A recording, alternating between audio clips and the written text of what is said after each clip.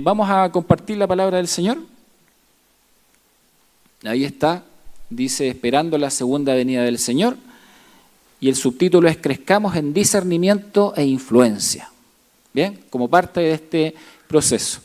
En la Biblia hay muchos pasajes y temas y enseñanzas asociados a las cosas que tenemos que hacer antes de la venida del Señor o mientras esperamos la venida del Señor. Esta es una más, aparece claramente allí especificado en Filipenses capítulo 1, versículo 9 al 14. ¿Dónde vamos? Aquí vamos, miren, guiados por la profecía bíblica, velemos, edifiquémonos, seamos sobrios, eventos futuros, eventos presentes, usemos la armadura de Dios, oremos y soportémonos, congreguémonos, animémonos y crezcamos en discernimiento e influencia, que es lo que nos corresponde el día de hoy. Bien, ahí vamos, en esa parte. Y cuando hablamos de discernimiento, hoy voy a introducir con algunas imágenes y después voy a leer el texto bíblico. Es importante entender que el discernimiento nos da herramientas para algo que es muy concreto. Puede aplicarse en muchas áreas, pero tiene que servir para algo muy concreto. Tiene que servirnos para separar lo bueno de lo malo. ¿Bien? De eso se trata el discernimiento, de diferenciar entre lo bueno y lo malo, de separarlo. ¿Bien? Y para que podamos entender después el concepto que vamos a desarrollar en el pasaje, comparto esa imagen. ¿A alguien le tocó hacer eso alguna vez? ¿No? ¿Sí? A ver, que levanten la mano los que... ¿Sí? ¿Sí? No, aquí hay varias gente trabajadora. Pues del resto no digo nada, pero aquí hay harta gente... Sí. Que puso las manos en la tierra. Sí, claro. La harina, me dice mi señora. Claro, la harina también, para cernir. Claro, se puede aplicar en muchas cosas. Elegí este. Bien. Claro, me acuerdo que mi abuelo hacía esto porque tenía una huerta. Entonces él me decía que había que, al plantar había que elegir muy bien la tierra, primero elegirla y después pasarla por el tamiz, ¿cierto? Cernidor, bueno, se hacía de varias formas, antiguamente era bastante manual. A veces la gente sacaba, ¿se acuerdan esas bolsas de las mallas de cebolla esas? Sí, o las otras con las que uno iba a comprar, entonces se abrían, ¿cierto? Se ponían unas maderitas y se usaba para poder hacer un tamiz generalmente manual, artesanal en la casa, muy artesanal. Y a nosotros que éramos pequeños nos mandaban a hacer esto, pues mi abuelo nos mandaba a hacer, mi mamá nos supervisaba y uno tenía que agarrar la pala y tirar la tierra, ¿cierto? Claro, en principio no le encontramos mucho sentido, pero después, claro que tiene mucho sentido. Sacaba las cosas, las piedras, la mugre, la basura, a veces alguna tierra que era muy dura, que no servía mucho para cierto tipo de sembrado, porque, bueno, la tierra tamizada, más finita, obviamente mucho mejor para cierto sembrado. Entonces, había que estar atento a eso. Había que separar. Y el tamiz servía justamente para separar lo bueno de lo malo. ¿Bien? A lo mejor uno puede decir no es malo, pero al menos no era el que sirviera para la aplicación que se iba a utilizar. Así es que quedaba esta tierra bastante cernida. ¿Bien? Hay otras figuras que uno puede encontrar en la Biblia, y nos habla la Biblia, por supuesto, del trigo y la cizaña. ¿Se acuerdan de esa imagen? ¿Sí? Claro, crece el trigo, dice la historia bíblica ahí en Mateo, y junto con el trigo crece la cizaña. No siempre se daba, pero a veces crecía de manera espontánea, y otras veces algunas personas con un grado de mala intención también arrojaban una semilla que no correspondía, entonces crecía en medio del sembrado. Se perjudicaba, se afectaba la economía del otro, había muchos motivos. Pero lo importante es que no se podía cortar en un inicio, porque la cizaña crecía tan cerca del trigo, en este caso, que para poder separarlo había que esperar el punto de la maduración. ¿Sí? Ahí se podía separar, antes no. Si se cortaba antes, ¿qué pasaba? Se podía arrastrar lo bueno también. Entonces había que esperar el momento exacto para separar el trigo de la cizaña. Por eso la Biblia dice que crecen juntos el trigo y la cizaña. ¿Ven? Pero que cuando llega el momento puede ser cortado. Solamente que tiene que ser en el momento exacto para no dañar lo que está bueno. Así es que la Biblia habla mucho de esta idea de separar lo bueno de lo malo. Con el trigo se hace harina y con la cizaña, si es que llega a pasar algo allí en medio, el problema es que la harina que surge de la cizaña es una harina tóxica. Suena muy ilustrativo eso, ¿cierto? Muy ilustrativo. Lo que surge de la cizaña tiende a ser tóxico y afecta a todo. Así es que en algún momento sí o sí hay que separarlo. Y la Biblia habla de separar lo bueno y lo malo. Pero ¿cómo hacerlo, no? y una vez que tal vez ya se ha cosechado, aún ahí a veces hay que separar. ¿Alguien hizo esto alguna vez? ¿No? ¿Sí? ¿El hermano quién lo hizo? ¿Su papá lo hacía? ¿Ya? Oye, ¿nadie estuvo en el campo alguna vez cuando chico? Nada. Oye, qué increíble esto. ¿Sí? ¿Un amigo de mi esposo? ¿Cómo es la historia? Ah, no. El abuelo de la esposa. Como bien distante el ejemplo. Bueno, ahí me tocaba y mi mamá, de hecho, nos pasaba unos mantelitos para que lo hiciéramos a la media nuestra. Te ponían trigo, las gavillas, se molían a veces con la mano, caía encima del mantelito y siempre te mandaban a un lugar donde hubiese mucho viento, porque había que aprovechar el viento, ¿no? Entonces uno empezaba a hacer así y el viento se llevaba la paja y quedaba el trigo en el mantel. ¿Bien? A otra escala y a otro nivel, bueno, se hacía con los caballos, la trilla también para separar, ¿cierto?, el trigo de la paja. Esa idea también está contenida en el texto bíblico y por supuesto también nos habla de la necesidad de separar lo bueno de lo malo, lo que sirve de lo que no sirve. Hay una enorme cantidad de ilustraciones que se refieren a esto y la Biblia entonces nos llama a estar atentos a separar lo bueno de lo malo. Y entonces la Biblia va a enseñar que aplicado esto a la realidad de nuestras vidas es muy importante entonces cultivar lo que la Biblia define como discernimiento. Discernimiento. Porque siempre crece junto lo bueno con lo malo. Siempre está presente de una u otra forma, ya sea más evidente o menos evidente, pero siempre está presente. Y si no estamos atentos a separar una cosa de la otra, puede afectar gravemente nuestra vida, como afectar la vida de los demás. Así es que es importante separar lo bueno de lo malo. Y por eso la Biblia nos llama a crecer en discernimiento y por lo tanto en influencia. ¿Qué quiere decir con esto? Que si yo entonces soy una persona que aprendo a discernir correctamente, entonces la influencia que yo provoque en la vida de los demás va a ser una influencia correcta y no tóxica, eventualmente. ¿Ven? Ok, ¿estamos claros que es importante? ¿Sí? Excelente. Entonces, miren lo que dice Filipenses 1, del 9 al 14. Esta es la versión NBI. Esto es lo que pido en oración, que el amor de ustedes abunde cada vez más en conocimiento y en buen juicio. Así podrán discernir lo que es mejor y ser puros e irreprochables para el día de Cristo, llenos del fruto de justicia que se produce por medio de Jesucristo para gloria y alabanza de Dios. Hermanos, quiero que sepan que, en realidad, lo que me ha pasado ha contribuido al avance del Evangelio. Es más, se ha hecho evidente a toda la guardia del palacio y a todos los demás que estoy encadenado por causa de Cristo. Gracias a mis cadenas, ahora más que nunca, la mayoría de los hermanos confiados en el Señor se han atrevido a anunciar sin temor la palabra de Dios. Oremos un momento y después dialogamos en función de ese pasaje. Señor, guíanos con tu Espíritu Santo. No queremos ser sabios en nuestra propia opinión, sino que anhelamos profundamente la sabiduría que viene de lo alto, la sabiduría que viene de ti. Ayúdanos a entender tu palabra, ayúdanos a aplicar tu palabra, ayúdanos a ser corregidos por tu palabra y ayúdanos a caminar en ella todos los días de nuestra vida. En esta hora, como iglesia, te pedimos, Señor, que seas tú el que nos dirija para que tengamos un tiempo de provecho espiritual y al ir a nuestro hogar, vayamos, Señor amado, con la enseñanza, con el aprendizaje de tu palabra en nuestra vida. No palabra de hombre, no palabra del pastor, es palabra de Dios para nuestra vida. Habla tú a nuestro corazón, Señor amado, de acuerdo a las necesidades que cada uno de nosotros tiene. Bendícenos en el nombre de Cristo, nuestro Señor y Salvador. Amén. Bien, leí ese pasaje y la carta a los Filipenses, escrita por el apóstol Pablo, está en un contexto bien particular. Ustedes recordarán que la palabra del Señor nos relata en el libro de los Hechos el momento en el que se planta la iglesia allí en Filipo. El apóstol Pablo estaba predicando, va junto con Silas, una persona que lo acompañaba en la predicación, y a causa de la predicación del Evangelio, y a causa también de haber liberado a una mujer que tenía un espíritu demoníaco, cuenta el texto bíblico, entonces ellos son arrestados porque encuentran que están provocando un desorden. Comienzan a cuestionarlos, algunos dicen que traen enseñanzas nuevas y no quieren que esta gente provoque una influencia en la cultura, en la sociedad. Realmente Pablo y Silas no estaban haciendo nada malo, pero qué increíble es como a veces la sociedad se vuelca hacia lo bueno y lo rechaza.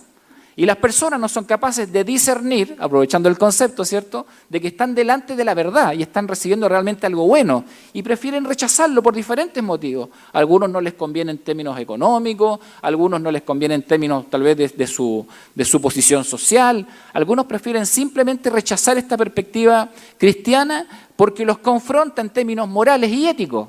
Así es que es mejor rechazarlo, porque así cada uno de ellos puede seguir viviendo la vida como bien le parece.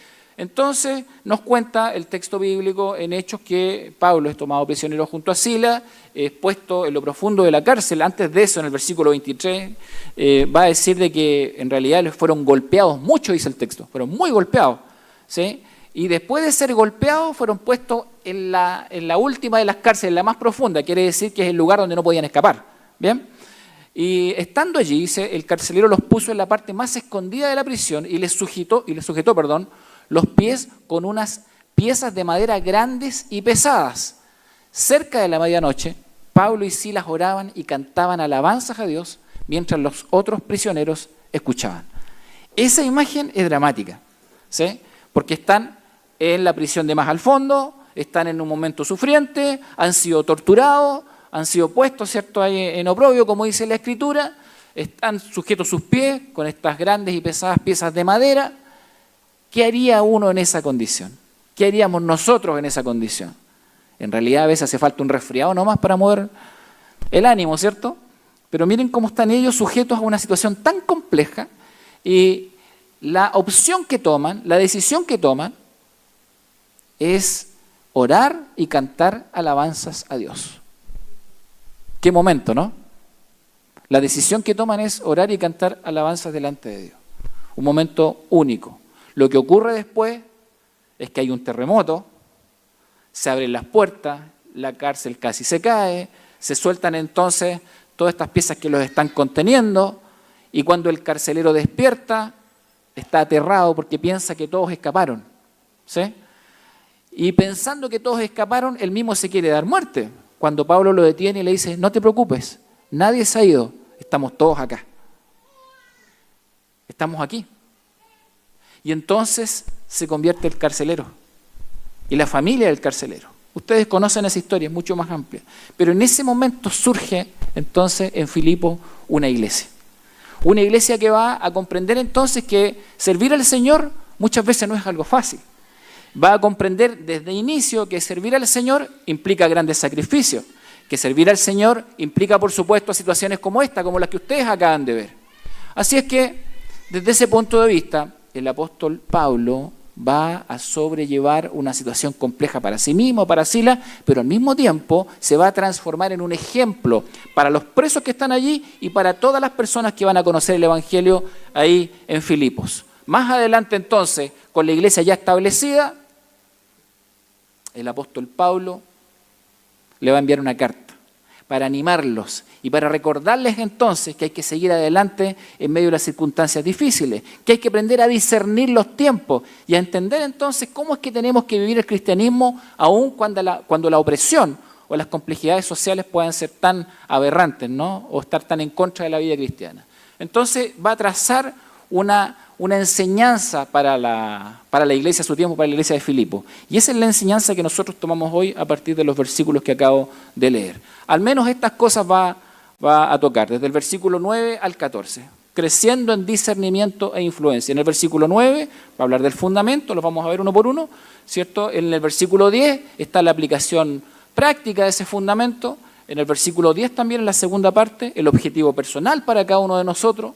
En el versículo 11, el fruto espiritual que se espera a partir de todo este proceso en nuestra vida. En el versículo 11, la segunda parte, la meta espiritual que se espera. Y finalmente, como consecuencia, una vida influyente. ¿Bien?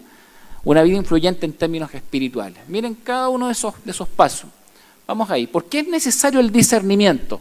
Primero, ya dijimos que era para separar lo bueno de lo malo. Pero si somos más concretos y más específicos, bueno, por el engaño que muchas veces ocurre desde la cultura, donde lo malo está disfrazado de bueno. ¿Sí? Eso es uno de los grandes por qué necesitamos el discernimiento. No todo lo que la cultura o la sociedad dicen que es bueno realmente lo es.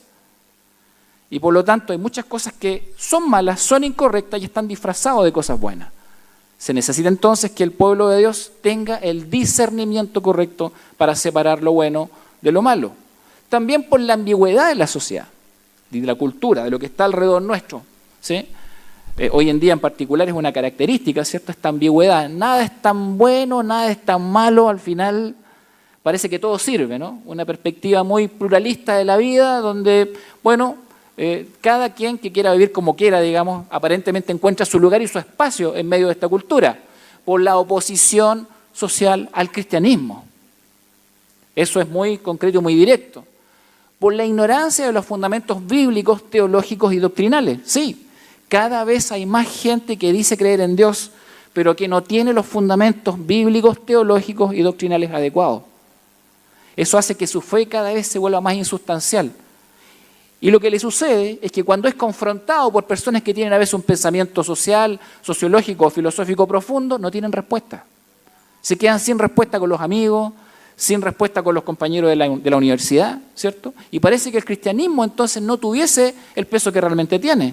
¿Tiene que ver o es culpa acaso del cristianismo? ¿Es culpa de la palabra del Señor? No, evidentemente no lo es. Pero se ha ido produciendo cada vez un analfabetismo bíblico, como dice un autor. ¿Bien? Por el engaño también desde círculos religiosos. No todos los problemas vienen desde fuera. Muchos problemas también surgen desde adentro, por así decirlo, de los círculos religiosos. Falsos cristos, dice la Escritura, falsos profetas, falsos maestros, falsos pastores, falsos hermanos. ¿Sí? Gente que dice ser, gente que parece ser, gente que incluso ha construido una vida en los círculos religiosos, alcanzando hasta puestos de liderazgo. Por eso plantea este concepto y es tan complejo. Eso quiere decir que hay personas muy bien posicionadas en círculos religiosos que establecen o dicen aparentemente una verdad que es incuestionable. Y si tenemos un pueblo que no estudia la palabra, ¿cuál es la consecuencia de eso? Que líderes inescrupulosos manipulan la fe, manipulan la palabra del Señor y terminan manipulando a las personas. ¿Sí? Por el engaño entonces desde círculos religiosos. Y por supuesto es necesario el discernimiento porque la cizaña crece junto al trigo. Y eso es muy clarito como lo plantea la Escritura. Y entonces eso significa que la iglesia ha estado expuesta a eso a través del tiempo y lo estará tal vez con más intensidad, de acuerdo a lo que la palabra nos muestra en función de los últimos tiempos. ¿Sí? Crecen junto trigo y cizaña, así es que es necesario. Por lo tanto, deben haber señales de alerta que tienen que ser atendidas para que nosotros tengamos claramente establecido qué está bien y qué está mal y seamos capaces de separar lo bueno de lo malo. Así es que vamos a estar atentos a esto, a cuando nuestra conducta, cuando nuestros objetivos y cuando nuestras metas se confunden. Hay que estar atentos a eso. Hay señales. Por ejemplo, cuando la moral, la ética y la conducta personal se vuelve situacional y relativa. ¿Sí? Cuando una persona dice que es cristiana, pero comienza a comportarse como una persona no cristiana. Cuando dice que cree en Dios, pero no es la palabra de Dios el fundamento para su vida y sus decisiones. Un doble estándar, ¿sí? Entonces, cuando la moral, la ética y la conducta personal se vuelven relativos, algo no está bien. Son señales que tienen que impulsar entonces mi vida espiritual para que pueda discernir qué está bien y qué está mal. ¿En qué momento tomé una decisión que me llevó a hacer cosas que están reñidas con el fundamento bíblico, con la palabra de Dios? ¿En qué momento comencé a permitir cosas que realmente afectan mi vida y afectan la vida de los demás? ¿Sí? ¿En qué momento se relajó la ética y la moral cristiana en mi vida? Cuando no acepto la responsabilidad de mis actos y constantemente culpo a otros. Eso también es una señal. La culpa siempre es de los demás. Siempre es de aquel que hizo o aquel que no hizo. Del que me llamó o no me llamó. del que me visitó o no me visitó. Mucha gente no quiere asumir la responsabilidad de su vida espiritual y entonces piensa que es responsabilidad de otro. Obviamente la palabra del Señor nos ayuda y nos insta que tenemos que animarnos y ayudarnos mutuamente, pero los primeros responsables de nuestra vida espiritual somos nosotros mismos. Cuando mis argumentos dejan de ser bíblicos y se fundamentan meramente en una filosofía humanista, ¿sí? Esto mismo que acabo de mencionar yo, por ejemplo, hoy con el tema de la mujer, ¿sí? Uno puede hablar del Día de la Mujer desde diferentes tonos. Uno puede hablar y decir, bueno, sí, una mujer creada por Dios, con propósito, con destino, con fundamento, ¿cierto? Con dignidad, porque ha sido creada a imagen y semejanza del Señor. Pero ¿cuánta gente define a la mujer desde otra perspectiva? Desde una perspectiva meramente humanista. ¿Y no es esa la que prima hoy en la sociedad? Sí, esa es la que prima hoy en la sociedad. No voy a entrar en detalle en ese aspecto, pero me llama la atención y me sorprende mucho cuando mujeres cristianas asumen ese rol desde la filosofía humanista y no desde la perspectiva bíblica. Hay una confusión que tiene que ser atendida. Cuando comienzo a apartarme críticamente de la comunión del cuerpo de Cristo, esa es una señal. Por supuesto que sí, es una señal muy fuerte. Cuando tengo más críticas que reconocimiento de bendición en la iglesia, cuando mi distanciamiento es crítico, ¿ven? Eso es una señal que tiene que ser atendida. Cuando uno comienza a sentirse un poco fuera del cuerpo de Cristo. Cuando un problema de pecado personal se oculta en la crítica a otros. ¿Sí? Esa es una estrategia tal vez psicológica, ¿no? No sé si es tan intencional o no. Aquí tenemos algunos psicólogos que podrían tal vez dar cátedra de esto. Pero evidentemente a veces es más fácil ocultar los problemas personales criticando a otros, criticando a los demás. Criticando los pecados de otros o hablando de los problemas de otros. O si el otro hace o no hace ciertas cosas. Cuando un problema de pecado personal se oculta en la crítica a otro. ¿Estamos en alguna de estas cosas? ¿Está surgiendo como algo incipiente? Señales de alerta, estoy diciendo simplemente, que tienen que invitarnos a discernir adecuadamente. ¿Cómo está mi conducta? ¿Cómo están mis pensamientos? ¿Dónde estoy enfocando mi atención? En cosas sencillas. ¿Qué estoy viendo en la televisión? ¿Qué estoy leyendo? ¿Con qué lleno mi mente, mi corazón? ¿Dedico tiempo al Señor? ¿Dedico tiempo a la oración? ¿Dedico tiempo al estudio de la palabra? En 1 Corintios el apóstol Pablo dice, al darle las siguientes instrucciones, no puedo elogiarlo, ya que sus reuniones traen más perjuicio que beneficio. No se lo dice por la reunión de iglesia, no tiene que ver con eso. Incluso tiene que ver con reunión entre personas de la iglesia. Es decir, que muchas veces se reúnen, pero en otra versión dice, no se reúnen para lo bueno, se reúnen para lo malo. Y hay que discernir adecuadamente entonces. ¿Por qué nos reunimos? Cuando nos reunimos con gente de la iglesia y vemos que hay cosas que mejorar, cosas que hay que enfrentar, cosas que resolver, ¿qué hacemos en ese momento? ¿Nos reunimos en una crítica o bien nos enfocamos en la oración? ¿Cuál será nuestro camino? ¿Cuál debería ser nuestro camino? ¿No será mejor orar y pedir que el Señor bendiga la obra? ¿No será mejor orar y pedir que el Señor fortalezca la iglesia? ¿No será mejor orar y pedir que el Señor fortalezca a esa persona que está en debilidad? Estar atentos a la necesidad de aquel que está sufriendo o de aquel que ha cometido errores y levantarlo y ayudarlo para honra y gloria del Señor. ¿Sí? El enfoque entonces de nuestra vida comienza claramente a quedar en evidencia con estas actitudes y conductas que nosotros mismos podemos leer respecto a nosotros mismos. Señales de alerta para que finalmente podamos mirar cómo está nuestra vida hoy. Hay muchas cosas más, no, yo estoy solamente dando algunos elementos. Entonces, el apóstol Pablo menciona un elemento fundamental. Desde aquí se comienza a construir el cómo se desarrolla el discernimiento bíblico. Lo primero, capítulo 1, versículo 9 de Filipenses. El apóstol Pablo dice, esto es lo que pido en oración, que el amor de ustedes abunde cada vez más en conocimiento y en buen juicio. ¿Bien? En otra versión dice, sigan creciendo en conocimiento y entendimiento. Se refiere a esto de conocimiento y buen juicio. ¿Qué quiere decir eso? Quiere decir que la experiencia de la vida cristiana no es algo meramente emocional, no es algo solamente que afecte nuestras emociones, va mucho más allá. El amor tiene que estar fundamentado en el conocimiento, el amor tiene que estar entonces fundamentado, ¿cierto?, en el principio de atender nuestra vida en función de la palabra del Señor, de adquirir un conocimiento que esté fundado en la palabra. Desde allí entonces surge el entendimiento y surge el buen juicio.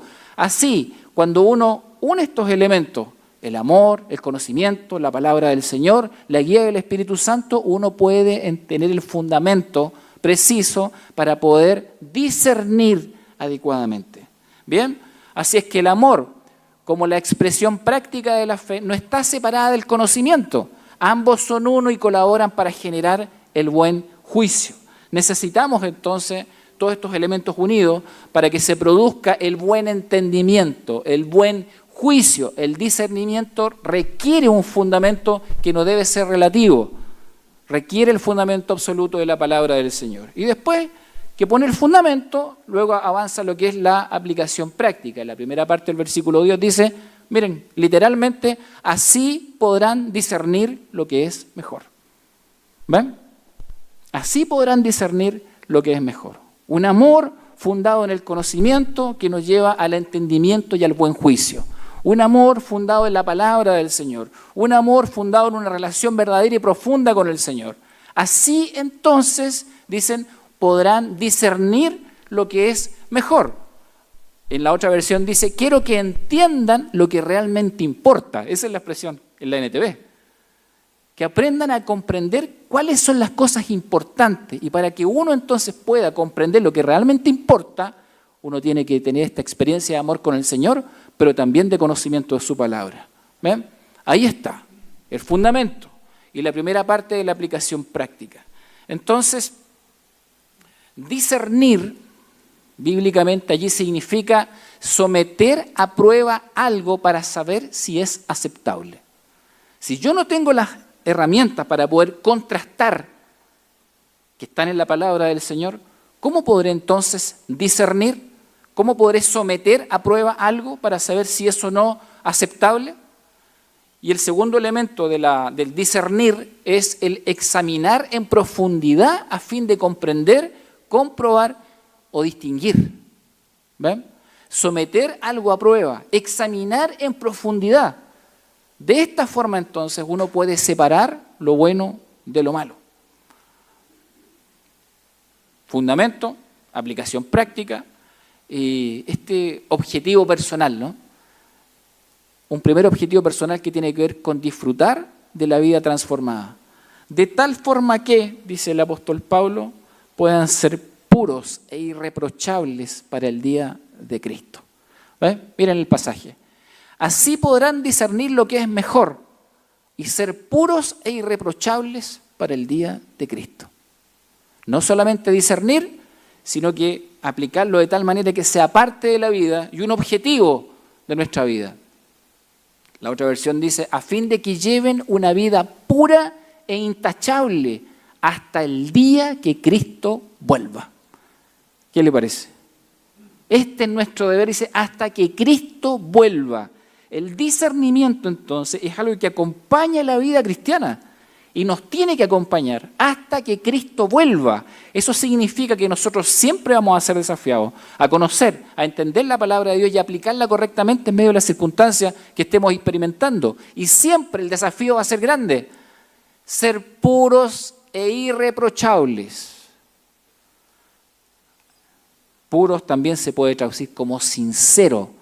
¿Sabe usted que la expresión en griego quiere decir alguien que puede ser juzgado por la luz del sol?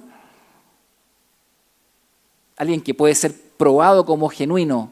Alguien que sea probado a la luz del sol. Que a la luz del sol no haya nada que decir de él. ¿Cuántos puros y sinceros tenemos acá? A ver. Hay varios probados a la luz del sol, pero de la playa. No me refiero a esa. ¿Sí? Probados a la luz del sol y encontrados puros y sinceros. Es una expresión fuerte. Nos complica, nos compromete, nos confronta. Y la que sigue, miren lo que significa. Cuando dice ser puros e irreprochables. Irreprochable significa intachable o irreprensible, dice en otra versión. Significa que no es piedra de tropiezo para sí mismo y que no es piedra de tropiezo para otros. juzgado a la luz del sol, que no es piedra de tropiezo para sí mismo y que no es piedra de tropiezo para otros. ¿Pasamos la prueba? Porque estamos recién en este versículo nomás, en el 10b. ¿Cómo vamos aquí? Vamos bien, dice algunos, estamos espectacular. Dice, muy bien. Ok, entonces, tenemos este objetivo personal, ¿cierto? Pero también tenemos un fruto espiritual que emerge de todo esto. Tenemos este fruto que dice la palabra del Señor, llenos del fruto de justicia que se produce por medio de Jesucristo. Si uno cree que todo esto lo va a lograr por sí mismo, claramente Pablo dice que no es así. Y esto ya empieza a calmarnos un poco, ¿no? No se trata de algo que alcanzamos o que logramos nosotros en nuestras propias fuerzas. No se trata de eso. Porque realmente sería imposible. De hecho, lo demostró solamente el haber preguntado y el que nadie levantara la mano, a excepción de una persona que no la voy a dejar en evidencia aquí. Bien. Llenos del fruto de justicia que se produce por medio de Jesucristo. Que estén siempre llenos del fruto de la salvación, dice el texto. Y eso significa alguien que está completamente lleno de justificación, ese es el fruto de justicia. Alguien que ha sido justificado por medio de Cristo. Justificado significa alguien que es visto inocente ante los ojos de Dios. Alguien que ha sido perdonado ante los ojos de Dios.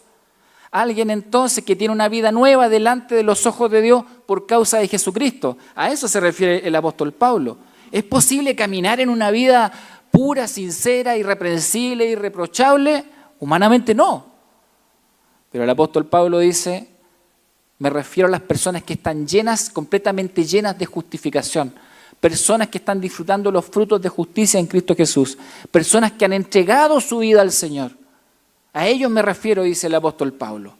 Y ahora sí, ¿cuántos de nosotros hemos tenido esta experiencia de justificación por medio de Cristo Jesús? Ahora sí, un poco más. Ya, está volviendo el alma al cuerpo, decía mi abuelito. Bien. Entonces, el fruto de la justificación, cuando uno entiende que uno está completamente justificado en Cristo, es a lo que se refiere el apóstol Pablo. El fruto de la justificación es la seguridad de Dios, es la seguridad que Dios, debería decir ahí, está moldeando nuestra vida al carácter de Jesucristo. O sea, Él está haciendo algo en nosotros.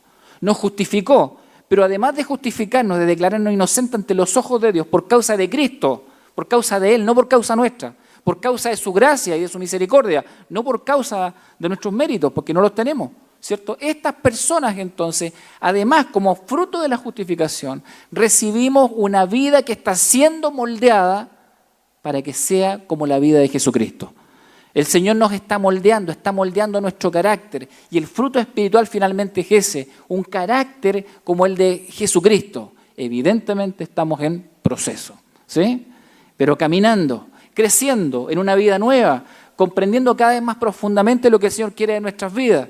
Y la meta espiritual que te muestra el pasaje. Es un pasaje muy lindo, porque va mostrando, miren este proceso. Ok, el Señor pide esto, pero en realidad es lo que Él ha ganado por medio de Jesucristo. Ahora, dice Pablo, para todos aquellos que entienden que están completamente justificados, que están teniendo esta experiencia con el Señor, que pueden ser vistos como puros e irreprochables delante del Señor, tienen que entender una cosa.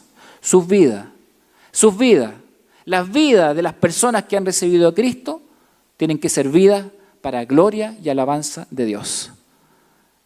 Para gloria y alabanza de Dios. Todo lo que hagan tiene que ser para gloria y alabanza de Dios. Es la meta espiritual que se produce. ¿Ven? Porque esto traerá mucha gloria y alabanza a Dios, dice la otra versión. ¿Ven? Esto implica entonces dar honra y adoración de manera intencional, con todo el corazón, con toda la mente, con toda el alma y con todas las fuerzas al Señor. Toda mi vida como un acto de agradecimiento por lo que el Señor ha hecho, por lo que el Señor sigue haciendo, por lo que el Señor hará, entonces se vuelca a adorar al Señor con todo el corazón, con toda la mente, con todo el alma y con toda la fuerza. La meta espiritual, glorificar al Señor. La palabra de Dios dice que hemos sido creados para glorificar a Dios. Entonces, en este contexto, si tenemos hasta aquí este proceso, ¿no? Este proceso para entender y aplicar el discernimiento. El discernimiento viene del fundamento que es la palabra del Señor. El discernimiento se produce en nuestra vida por la obra de Cristo, profunda, porque estamos completamente justificados en Él. El discernimiento es posible porque el Señor está orando permanentemente en nuestra vida. Y eso entonces tiene que invitarnos a vivir una vida enfocada en Él, donde las metas espirituales sean su honra y su gloria. Eso, contrastado con el mundo de hoy, por supuesto que es un desafío. ¿Cómo vivir como cristiano con este nivel de desafío en el mundo de hoy? Complejidades para entender el mundo de hoy. Algunas frases que definen este mundo. ¿Cómo vivo esta perspectiva cristiana en medio de este contexto? Bueno, el mundo de hoy se define así, dicen algunos autores: la opinión por sobre la verdad. ¿Sí? Parece que es más importante la opinión personal que la verdad como tal en el mundo de hoy. Lo relativo sobre lo absoluto. El bienestar personal sobre el bien común. El derecho sobre la responsabilidad. ¿Le parece que eso está presente en la cultura? ¿Sí? El relato sobre la realidad. La imagen sobre el contenido. Lo emocional sobre lo racional y espiritual. La inteligencia artificial sobre la capacidad cognitiva natural. ¿Sí? Cada vez con más intensidad. Preguntas que nos hacen mirar el mundo de hoy. Pensando en esto mismo, ¿no? La inteligencia artificial, ¿herramienta de apoyo o fuente de dependencia creciente? ¿Qué es? Muchos dicen que es una gran herramienta de apoyo, yo no lo voy a negar, sí. Hay mucha gente que lo usa sabiamente y obviamente es inevitable en casi todas las áreas del saber en el día de hoy. Pero, ¿en qué se está transformando? ¿En una herramienta de apoyo o en una fuente de dependencia creciente? Incluso en una fuente de dependencia cognitiva. ¿Sí? Fortalecimiento de los saberes históricos o de construcción. ¿Cuál será el camino hoy? Algunos dicen que es mejor borrar la historia. ¿Sí? Algunos están planteando eso, ¿no? Algunos hablan de deconstruir los grandes pensamientos que le han dado forma a nuestra manera de entender las cosas hoy. A los pensamientos absolutos que le han dado fundamento a nuestra cultura. Fortalecimiento de los saberes históricos o de construcción.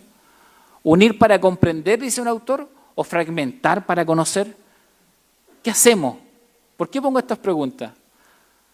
Edgar Morin, un autor, él plantea lo siguiente, y así define el mundo de hoy. Él dice que nosotros vivimos en el paradigma de la complejidad. Así puede ser entendido el mundo de hoy. El paradigma de la complejidad. Entonces, este es un mundo difícil para todas las personas. ¿Cuánto más difícil es para aquellos que quieren vivir una vida que honre y glorifique a Dios? ¿Cuánto más difícil es para aquellos que quieren sostener los valores absolutos de la palabra del Señor? El paradigma de la complejidad. ¿Qué les parece? ¿Es posible que existan cristianos confundidos en el paradigma de la complejidad? ¿Es posible que hoy existan cristianos que no están sabiendo cómo vivir su vida en medio de esta cultura? Hay mucho riesgo de eso. Y tal vez algunos están en duda y algunos están con mucha incertidumbre. Bueno, recomendaciones para seguir adelante, ¿no? Primero, debemos comenzar en nuestra vida. Hay que iniciar en algún punto. A veces somos mejor, como dice Jesucristo, mejor para mirar la paja en el ojo ajeno y no la viga en el nuestro, ¿no? En realidad la Escritura nos alienta a que comencemos en nuestra vida. ¿Hay algo que esté mal? ¿Recuerdan que vimos algunas señales? ¿Hay alguna señal que esté anticipando alguna situación? ¿Hay algo que esté siendo particularmente complejo en nuestra vida? ¿Hay algo que nos está poniendo en duda? ¿Hay algo que nos está frenando? ¿Hay algo que no me deja avanzar en la vida cristiana? ¿Saben que hay gente que a veces quiere caminar en la vida cristiana, pero cada momento para poder dar un paso de fe es un problema? Cada cosa tiene preguntas, cada cosa tiene paradigma, cada cosa tiene complejidades. Y entonces uno comienza a darse cuenta que realmente la palabra de Dios nos invita a dar pasos de fe. Y cuando nos dice que demos pasos de fe, creo que claramente la Biblia está diciendo que tenemos que dar pasos en medio de las circunstancias que estamos viviendo hoy. Si usted no da pasos concretos de fe, va a quedar exactamente donde está hoy, y no va a crecer absolutamente nada en lo espiritual. Y no es lo que la palabra del Señor quiere. Discernir para crecer, discernir para hacer lo que tenemos que hacer en el Señor, diferenciar lo bueno de lo malo, separar lo bueno de lo malo. No acostumbrarnos a vivir como el resto de las personas vivas, no acostumbrarnos a vivir con un doble estándar, no acostumbrarnos a vivir con un doble discurso, tomar decisiones entonces que nos permitan vivir una vida cristiana sólida. Debemos dejarnos escudriñar y juzgar por Dios y su palabra. Es Dios el que tiene que hablar a nuestra vida. Es su palabra la que nos tiene que escudriñar. No somos nosotros los que tenemos que leerle la cartilla a Dios. Es Él el que tiene que escudriñar nuestro corazón y decir qué está bien y qué está mal. Debemos comprender el poder de la obra de Cristo. Lo que Jesucristo ha hecho es total, es completo, es absoluto. La obra de Cristo en la vida de una persona no tiene comparación con absolutamente nada en este mundo. Por eso el apóstol Pablo hablaba de comprender la justificación. Están completos en Él, dice él. Debemos experimentar el poder del Espíritu Santo. ¿Cuántos hoy estamos viviendo nuestra vida en el poder glorioso del Espíritu Santo de Dios? Voy a preguntar de nuevo. ¿Cuántos de nosotros estamos viviendo nuestra vida cristiana en el poder del Espíritu Santo de Dios? Un poquito mejor. Hay como duda. ¿O es que las complejidades nos están afectando? ¿O es que las complejidades no nos dejan dar un sí rotundo? ¿O es que las complejidades son más fuertes a veces que el ánimo de querer buscar al Señor? ¿Qué está pasando?